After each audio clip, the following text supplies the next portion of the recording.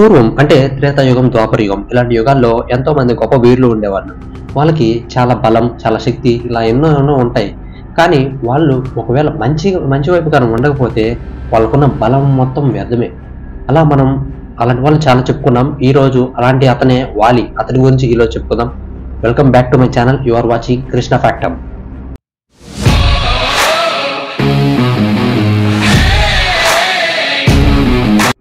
ముందుగా మనం వాలి సుగ్రీవులు ఎలా పుట్టారో తెలుసుకుందాం. వాలి సుగ్రీవుడు వృక్షవ్రజస్సు అనే ఒక గొప్ప వానర రాజుకి పుట్టిన సంతానం. ఒకసారి వృక్షవ్రజస్సు ఒక తటాకంలో స్నానం చేస్తూ ఉంటాడు. కానీ ఆ తటాకంకి ఒక శాపం ఉంది. ఆ శాపం వల్ల వృక్షవ్రజస్సు ఒక అప్సరసలా మారిపోతాడు. అప్పుడు ఆ ప్రదేశంలో సూర్యుడు మరియు ఇంద్రుడు ఆ అప్సరసగా ఉన్న వృక్షవ్రజస్సును చూసి మోహితులై వాళ్ళ భాగం అంటే తోక భాగంలోను మరియు కంఠ భాగంలోను వీర్యాన్ని విడిచిపెడతారు. దానికి వృక్షవ్రజస్సు కంగారు పడుతూ ఉంటాడు. ఆ సమయంలోనే బ్రహ్మ వచ్చి వీర్యం విడిచిపెట్టడం వల్ల వాలి సుగ్రీవులు జన్మిస్తారు. అంటే తోక భాగంలో ఉన్న వీర్యం పడడం వల్ల వాలి పుట్టాడు, మరియు కంఠం భాగంలో వీర్యం వదలడం వల్ల సుగ్రీవుడు జన్మించాడు అన్నమాట.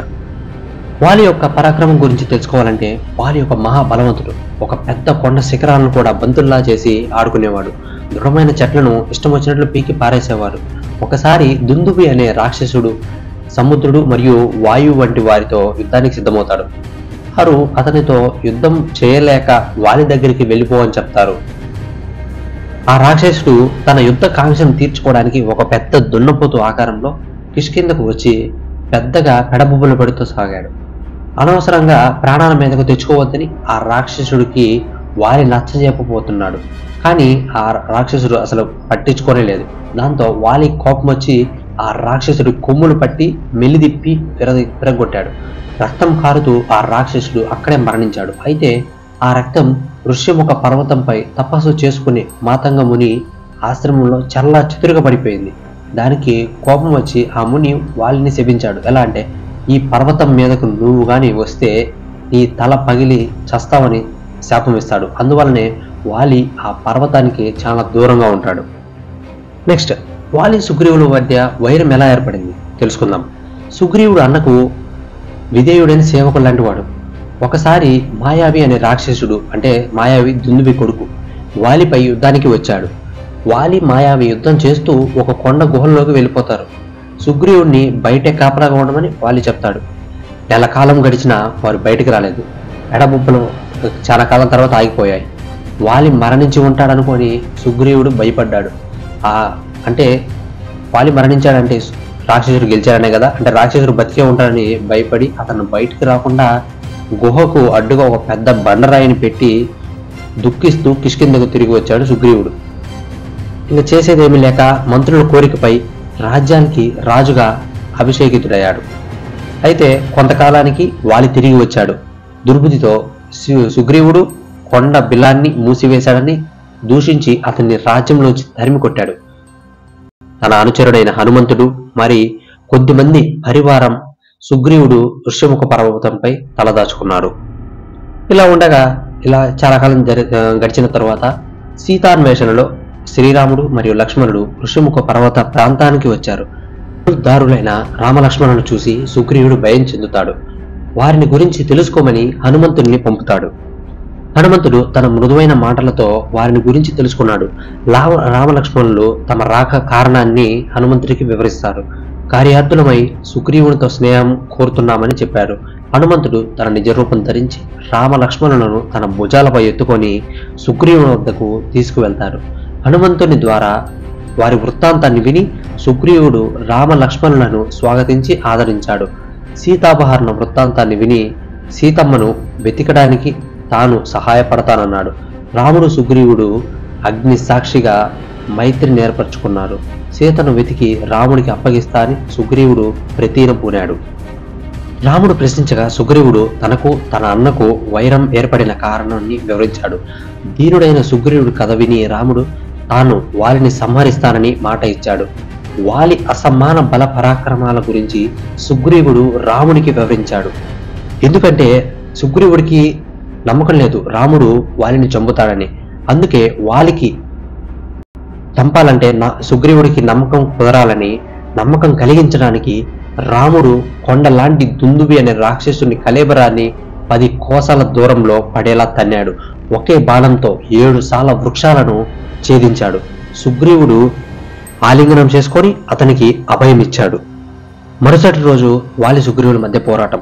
రాముడి అన్న చూసుకొని సుగ్రీవుడు వారిని యుద్ధానికి పిలిచాడు. అన్నదమ్ములు భీకరంగా పోరాడారు. 2 కొండల్లా ఢీకొంటున్న వారిరువురు ఒకే విధంగా ఉన్నారు. వారిలో వాలి ఎవరు పోల్చలేక రాముడు మౌనంగా ఉండిపోయాడు. క్రమంగా సుగ్రీవుడు శక్తి క్షీణించిపోతూ ఉంది. వాలి అతన్ని తీవ్రంగా దండించి తరిమేశాడు. లేనిపోని ఆశలు కల్పించి యుద్ధ సమయంలో ఉపేక్షించినందుకు రామునితో నిష్ఠూరంగా మొరపెట్టుకున్నాడు సుగ్రీవుడు. అసలు కారణం వివరించి రాముడు సుగ్రీవుడికి ధైర్యం చెప్పాడు. ఆనవాలుగా ఒక గజపుష్టి మాలను సుగ్రీవుని మెడలో అలంకరించాడు. మళ్ళీ సుగ్రీవుడు కిష్కిందకు వెళ్లి వాలిని యుద్ధానికి ఆహ్వానించాడు. కోపంతో బయలుదేరిన వాలిని అతని భార్య అయిన తార వారింపసాగింది. తనకు ముందే దెబ్బలను తిన్న సుగ్రీవుడు మళ్ళీ యుద్ధానికి రావడానికి అయోధ్య రాకుమారులు అండయ్యే కారణం కావచ్చు అని హితం పలికింది. కానీ వాలి వినలేదు. తనకు ఇక్ష్వాకు రాకుమారులతో ఎటువంటి వైరము లేదు గనుక ఆ ధర్మపరులు తనకు హాని చెయ్యబోరు అని చెప్పేసి కోపంతో బుసలు కొడుతూ యుద్ధానికి బయలుదేరతాడు. అన్నదమ్ములు మళ్ళీ బిక్కరగా పోరాడసాగారు. వాలికి ఇంద్రుడిచ్చిన కాంచనమాల వర ప్రభావం వలన ఎదురుగా అతనితో ఎవరైతే యుద్ధం చేస్తున్నారో అతని శక్తిలో సగభాగం వాలికి సంక్రమిస్తూ ఉంటుంది. కనుక క్రమంగా సుగ్రీవుని బలం క్షీణించిపోతూ ఉంది. ఆ సమయంలోనే రామచంద్రుడు తన కోదండాన్ని ఎక్కుపెట్టి వజ్ర సమానమైన బాణాన్ని వాలి గుండెల్లో కొట్టాడు. వాలి అక్కడే మూర్ఛపోయాడు. మూర్ఛపోయిన వాలికి కొద్దిసేపటి తర్వాత కళ్ళు తెరుస్తాడు. అతని గుండెల్లోంచి రక్తం కారుతూ ఉంటుంది. అప్పుడే రాముడు అతని ముందుకు వస్తాడు. రాముడితో వాలి ఇలా అంటాడు, ఓ రామ, నీవు చేసినంత తప్పు. నా శరీరం నీకేమి ఉపయోగపడేది కాదు. అయినా కానీ నువ్వు నన్ను చెట్టు చాటు నుంచి కొట్టావు. మరియు నేను నీకు ఎప్పుడు కూడా నీకు అపహారం చేయలేదు.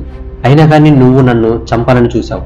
మరియు ఒకవేళ నీవు సుగ్రీవుడి దగ్గరికి వెళ్లకుండా నా దగ్గరికి వెళ్ళి వచ్చి ఉంటే సీతను నేను నీ దగ్గరికి క్షణాల్లో తెచ్చి ఇచ్చేవాడిని అని చెప్తాడు. అప్పుడు రాముడు ఇలా బదులిస్తాడు, నీవు ఒక మృగానివి, అంటే మనిషి మృగం కూడా కలిసి ఉన్నా కాబట్టి నేను చెట్టు చాటు నుండి కొట్టినా తప్పు లేదు అని చెప్తాడు. అయినా కానీ నీవు నా వచ్చే జన్మలో నన్ను చంపొచ్చు అని చెప్తాడు. అందుకే మనం ద్వాపరయుగంలో శ్రీకృష్ణుడిని ఒక బోయవాడు చంపుతాడు. ఆ బోయవాడే వాలి. రాముడి మాటలు విని వాలికి తను చేసిన తప్పులన్నీ గుర్తుకు వచ్చాయి. అప్పుడు వాలి ఇలా అన్నాడు, రామ, సజ్జనుడైన నీకు బదులు చెప్పగలిగే వాడిని కాను. నీ చేతుల్లో మరణించడం నా పూర్వజన సుకృతం. గారాభంగా పెరిగిన నా కొడుకు అంగదుని కూడా సుగ్రీవుడిలాగానే నీవు రక్షించు. నా మీద ఉన్న ద్వేషంతో సుగ్రీవుడు తారను హింసించకుండా చూడు. నా ప్రేలాపాలను అపరాధాలను మన్నించు. తరువాత వాలి సుగ్రీవుని పిలిచి తన మెడలో ఉన్న కాంచనమాలను తనకిస్తాడు. అంగదుని సొంత కొడుకులాగానే చూసుకోమని చెప్తాడు. తారను హింసించవద్దని చెప్తాడు. మరియు అంగదునికి పిల్ల తండ్రిని కూడా తండ్రిలాగానే గౌరవించమని అంగదునికి చెప్తాడు. ఆ తరువాత వాలి మరణిస్తాడు. ఈ వీడియో ఇంతవరకు చూసినట్లయితే మీకు ఎంతగానో నచ్చుంటుందని అనుకుంటున్నాను. ఒకవేళ ఈ వీడియో మీకు నచ్చినట్లయితే మన ఛానల్కి లైక్ చేయండి. అలాగే సబ్స్క్రైబ్ చేసుకోవడం మాత్రం మర్చిపోవద్దు. That's all for today. Thank you for watching.